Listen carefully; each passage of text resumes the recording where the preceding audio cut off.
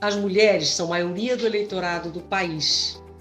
No entanto, ainda não são maioria em cargo de gestão, tanto no setor público como no setor privado, assim como nas casas legislativas do país. Um dado importante sobre isso é que somente 2 mulheres, 2 estados, na verdade, do país vão ser governados por mulheres neste ano de 2023. Tudo isso é retrato de um país machista, que não aceita, muitas vezes, as mulheres ocupando cargos que ainda, na cabeça de muitas pessoas e culturalmente, são cargos designados para os homens.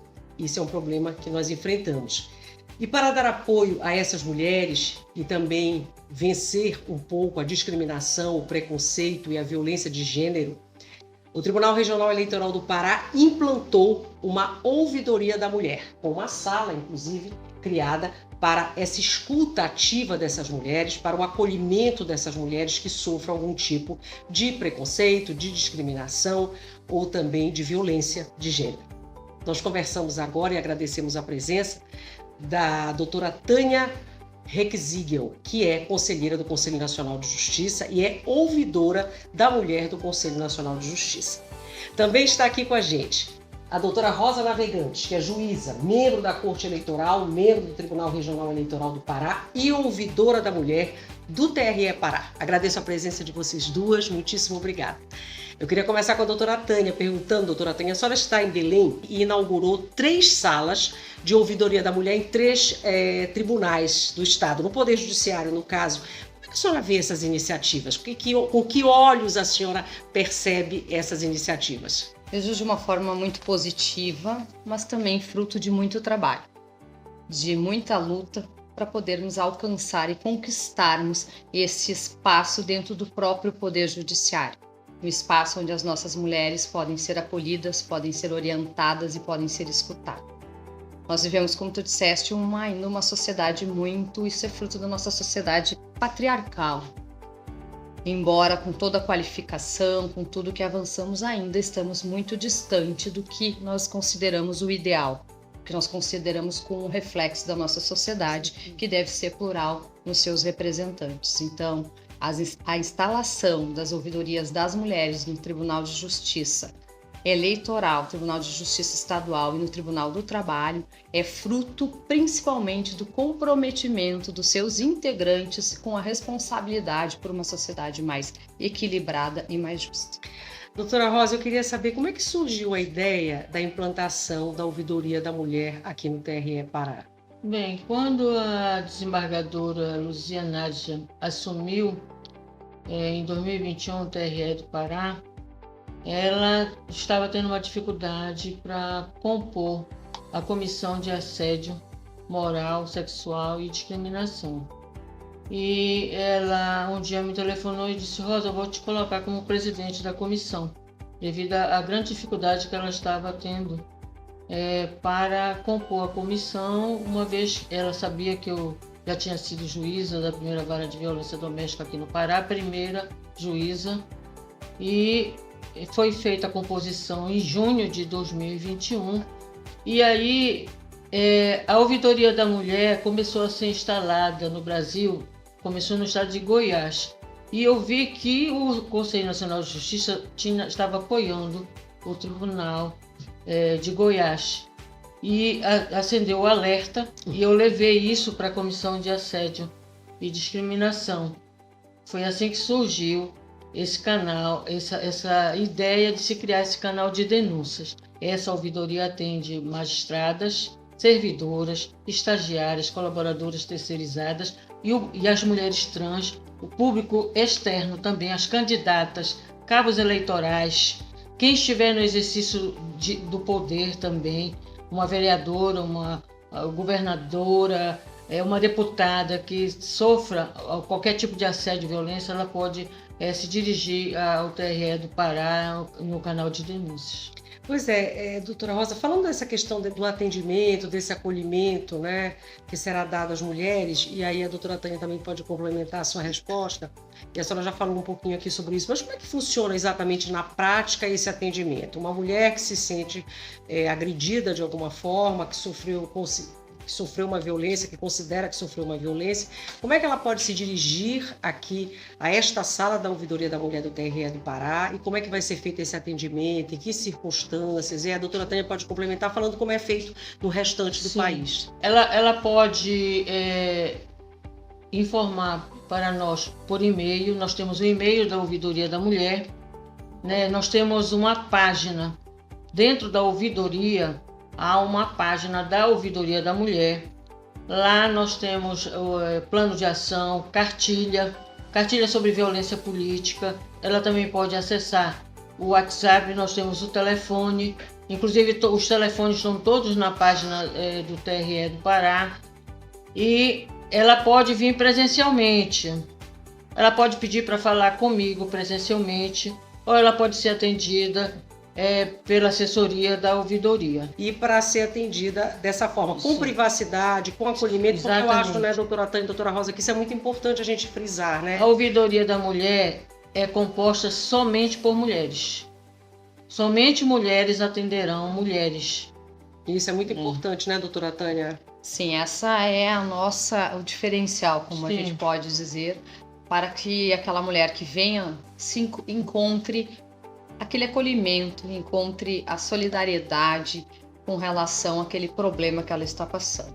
Na maioria, de forma geral, assim funciona em todas as ouvidorias. No CNJ também atendemos presencialmente, à distância também, tudo como a doutora Rosa falou, no CNJ é muito semelhante, praticamente igual. Quando chegaremos, né, nesse tempo em que essas mulheres poderão ser atendidas por homens e que esses homens vão entender esse problema com tanta sensibilidade, os problemas retratados, né, por essas mulheres, vamos ainda ter um tempo, eu acho, para isso, não é? Sim, acontece que a maioria, né, dos homens tem uma cultura patriarcal. Então, muitas vezes uma mulher chega numa delegacia de polícia, por exemplo, no interior do estado do Pará, não há delegacia de mulher, né? Nós temos somente aqui em Belém. Não há essa preocupação desse atendimento para a mulher. Então, até em delegacia de polícia, as mulheres são misturadas com homens, em algumas delegacias do interior. Então, isso é dramático. Então, muitas mulheres que sofrem violência, elas não vão registrar nenhuma ocorrência, porque elas sabem que não serão atendidas com respeito, né? Porque tem que haver respeito também. Claro. Então, para os homens, para eles a mulher não é nada. A mulher tem que ficar na cozinha, tem que cuidar de filho, não tem que trabalhar fora. Aproveitando, aqui no Pará, nós não tivemos nenhuma ocorrência de violência política contra... Nas últimas eleições. Não, agora. em 2022 não. Nós fizemos um trabalho muito intenso aqui no TRE sobre a participação da mulher na política, com lideranças comunitárias. Vários eventos foram feitos, inclusive no ano de 2022. Então, nós fizemos uma cartilha sobre a violência política, nós fizemos vários vídeos, muita informação sobre a questão da violência de gênero. Nós abraçamos essa causa realmente. E aqui no Pará, a gente tem que realmente aplaudir, porque eu reputo o trabalho que nós fizemos aqui no TRE, que uma mulher foi, aqui no Pará, a deputada federal mais votada, né? E nós tivemos também mulheres que foram eleitas na Assembleia Legislativa. E o Pará, ele figurou entre os poucos estados que as mulheres tiveram mais votos do que os homens. Agora, quando a gente fala muito em violência de gênero, e a doutora Rosa tocou num ponto, doutora Tânia, que é assim, qual é a necessidade de ter uma sala, né? Essa escuta especializada na mulher que se sente de alguma forma agredida. Por que isso? E como se encaixar isso? Porque as pessoas podem não entender muito bem por que o Tribunal Regional Eleitoral vai ter uma sala de ouvidoria da mulher, né? Não é especialidade. Não é a especialidade deles, foi o que a senhora falou agora. Como é que a senhora explicaria isso para as mulheres, enfim, para as pessoas em geral? Primeiro, eu gostaria de fazer uma referência e acho em tudo que a doutora Rosa falou, eu acho que o reflexo um pouco até desse resultado das urnas, eu acho que Belém do Pará ele vem despontando né, a nível de Brasil com relação a essa igualdade pretendida por todas nós mulheres, uma vez que neste momento, por exemplo, temos a presidente do TRE é uma mulher, a presidente do TRT é uma mulher, a presidente do TJ é uma mulher, acho que do Tribunal de Contas do também. Tribunal de Contas do Exato. Estado. Isso é algo que poderia, se fosse num lugar que tivessem só homens, não teria nada de anormal. Mas isso é considerado, entre os estudiosos, um fenômeno. Então, eu acho que o reflexo justamente veio nas urnas e veio justamente não ter nenhum registro de violência contra a mulher, violência eleitoral, justamente pelo trabalho desenvolvido, eu acredito no Estado todo de uma forma geral, né? Que nas urnas vem a demonstrar exatamente o reflexo que é o que nós gostaríamos de uma sociedade igualitária, de uma sociedade mais justa. Com relação à questão da abertura das ouvidorias em ramos do judiciário que não seriam o mais, que trabalha mais focado, que seria a justiça estadual, vem justamente a justiça tem aquele papel, a entrada da sociedade, o acesso à justiça, o acesso à informação. Então nós precisávamos e ainda sabemos que em todas as pesquisas, o judiciário é um órgão que traz credibilidade e que as pessoas acreditam no poder judiciário. Eu faço sempre uma comparação e aqui para ser muito simples. Se você está numa rua escura e você está sendo ameaçado por algum delinquente, você dobra a esquina e você encontra um carro da polícia estacionado. Você se sente acolhida, você pede socorro naquele local ali e inibe aquele delinquente de cometer o delito. E assim é as salas das ouvidorias das mulheres. Aqui, esse tribunal é comprometido com esta política, este tribunal tem um comprometimento com o combate à violência contra a mulher. Aqui nós não aceitamos, aqui nós não vamos tolerar esse tipo de irregularidade, esse tipo de intolerância. Então eu penso que todos os tribunais que estão assim aderindo a esta ferramenta nova, eles estão comprometidos sim com uma sociedade melhor. Alguns eu sempre faço alguma referência, então, o que dirá da justiça militar, né, que é uma justiça muito especializada e em sua maioria de homens, tanto que o nosso Superior Tribunal Militar tem apenas uma ministra, que é a ministra Elizabeth. O Superior Tribunal Militar também inaugurou a sua ouvidoria da mulher, a Justiça Militar Estadual do Rio Grande do Sul já tem a sua ouvidoria e ela, embora uma justiça muito mais focada, também existem mulheres que trabalham naquela instituição, existe a sociedade que enxerga aquela porta ali, o local de socorro. Então é mais um papel, mais um comprometimento do judiciário para que a gente consiga ter este problema que ainda é muito grave no nosso país, de minimizar, eu digo, esta violência contra as mulheres. A gente está se aproximando do finalzinho dessa conversa, desse bate-papo, mas aí, doutora Rosa, vou fazer uma pergunta que pode parecer até meio ingênua, mas só para nós voltarmos ao início da nossa conversa. Então, por exemplo, esta sala da Ouvidoria da Mulher do TRE do Pará, ela vai atender, quer dizer, qual é o público-alvo? Que é para essas mulheres que estão nos assistindo, que não pertencem ao quadro do Poder Judiciário Eleitoral do Estado do Pará, entenderem se elas podem ser atendidas nesta sala por essas pessoas, né, que têm essa expertise nesse atendimento ou não. Se elas podem ou não ser atendidas. Quer dizer, quem é esse público-alvo? Quem é essa mulher que vai ser abrigada e acolhida aqui? O nosso público-alvo é o interno, que são as magistradas, servidoras, colaboradoras, terceirizadas, todas as mulheres que trabalham no TRE. Estagiárias. Todas. Tanto na sede como nas zonas eleitorais, que abrange todos os municípios do Pará, né?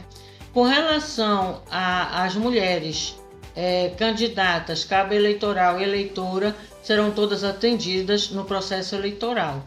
Mas se vier uma mulher, um público externo, bater na porta do TRE, ela será sim atendida e nós faremos o encaminhamento, no caso dessa mulher, para a delegacia especializada, que seria a DEAN, ou para a Defensoria Pública, conforme o caso, ou para uma vara de violência doméstica. Nenhuma mulher vai ficar sem atendimento, nós daremos o encaminhamento necessário. Então, para a gente finalizar, eu gostaria aí de deixar vocês duas à vontade para ser alguma palavra final, doutora Rosa, alguma coisa que eu não tenha perguntado que seja importante, que a senhora queira dar uma informação ou queira fechar essa conversa, doutora Tânia também, por favor. Eu só gostaria de fazer uma pergunta para a doutora Tânia, com relação, se ela pode informar, se vai haver alguma política de mudança na resolução que se refere a assédio e discriminação, e na participação feminina já vai haver uma mudança, porque por mais mulheres no poder. Então, no primeiro momento, a resolução 255, então, da participação feminina nos espaços de poder. Recentemente, então, teve um encontro no Conselho Nacional de Justiça, novos rumos da resolução 255. O que nós, mulheres, o que nós do meio do judiciário entendemos que precisamos para mudar esse cenário, né? A resolução ela foi fundamental, ela foi muito importante, essa resolução abriu para o Poder Judiciário o que o CNJ pensava. Precisamos de mais mulheres e vamos apoiá-las. Então a resolução também vai sofrer algumas alterações e a própria escola Infam, com o mestrado profissional, dedicou-se algumas magistradas e magistrados justamente a estudar este fenômeno, né, ainda de número de mulheres ainda que entram em maior número como juízas substitutas, mas cada vez que vai subindo o grau, ela vai sendo cada vez menor.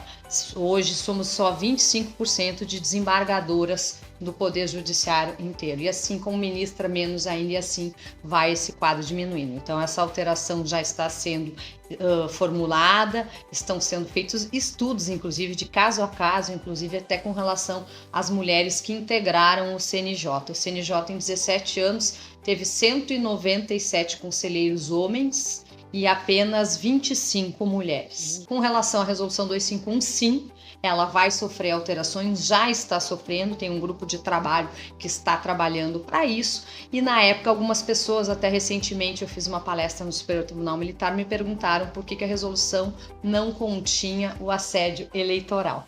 Né? Isso não continha. Interessante. Exato, né? Mas é aquilo que a gente diz, quando é feito naquele primeiro momento algumas mudanças, a resolução, na verdade, o início dela não era bem aquele, houve algumas alterações até para que a gente pudesse passar a resolução, mas eu inclusive vou participar do próximo colégio eleitoral, colégio de ouvidores agora, e tenho certeza que vou levar aí o próprio colégio de ouvidores, eu acho que pode postular ao CNJ para procedermos essa alteração e incluirmos o assédio eleitoral, porque isso aconteceu nessa última eleição, nas empresas. Eu que sou do ramo da área do direito do trabalho, nós vimos muito na área do direito do trabalho, na relação entre empregador e empregado, o assédio eleitoral. Doutora Tânia, eu ia encerrar, mas como a senhora falou do assédio eleitoral, eu acho que muita gente sabe o que é o assédio eleitoral, mas eu acho que é sempre bom explicar melhor o que caracteriza exatamente o assédio eleitoral. A doutora Rosa pode ajudar também? Falando assim bem claramente, o assédio eleitoral é obrigar o trabalhador ou a trabalhadora a votar no candidato que ele não queira. E houve muitas denúncias na Justiça do Trabalho, eles fizeram até plantão no eleitoral para denúncia. E nós ficamos aqui também em alerta.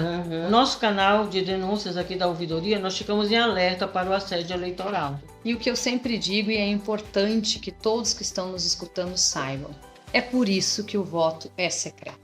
Exatamente. É a sua liberdade, é a sua forma de expressar a sua vontade. Não abra mão disso nunca, jamais. O voto secreto é uma proteção para todo cidadão. É por isso que ele é secreto e ninguém tem direito de interferir na sua vontade. E é por isso que nós temos a chamada democracia. O dia que isso não acontecer e que for um processo que eu diria interrompido, turbulento e atrapalhado, nós vamos perder o que a gente tem de mais importante, que é o nosso direito de voto e é a nossa liberdade de votar em quem nós quisermos. Então, você que está nos escutando, vote em quem e como você quiser no momento de registrar o seu voto na urna. Maravilha. A gente encerra então, né, doutora Rosa, Sim. esse bate-papo, essa conversa com essa fala da doutora Tânia, que já é bem adequada para a Justiça Eleitoral, para o Tribunal Regional Eleitoral. Agradecer imensamente a presença de vocês, essa conversa que eu imagino que tenha sido muito ilustrativa e que vai ajudar muita gente a entender, né, algumas questões relacionadas ao assédio eleitoral, a questão da violência de gênero, discriminação e todas essas outras formas de preconceito que as mulheres ainda sofrem.